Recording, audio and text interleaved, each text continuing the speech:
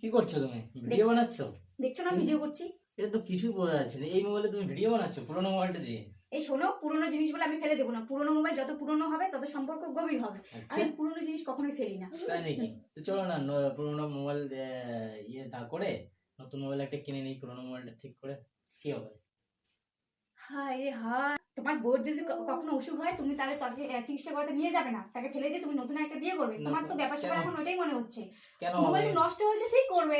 দেখছো বন্ধুরা, কোথা থেকে কোথায় চলে গেল, মোবাইলের থেকে বউয়ের সম্পর্ক চলে গেল। তো তোমাকে দেখে তো এখন এটাই মনে হচ্ছে যে তুমি বছর বছর বউ পাল্টাবে। যখন তোমার বউর অসুখ হবে তখন কি বলবে যে এর তো অসুখ হয়েছে, যা এই টাকা দিয়ে বরং আমার একটা বিয়ে হয়ে যাবে ওর অসুখ সারানোর থেকে, তাই তো? আমি সেটা এখন এটাই মনে হচ্ছে তোমাকে দেখে। মোবাইলটা এখন ঠিক করতে অনেক টাকা লেগে যাবে, এর জন্য বলছি চলো একটা নতুন মোবাইল কিনে নিই। হয়েছে, তোমার সাথে বাড়তি পেঁচাল করে লাভ নেই। হয় না এটা।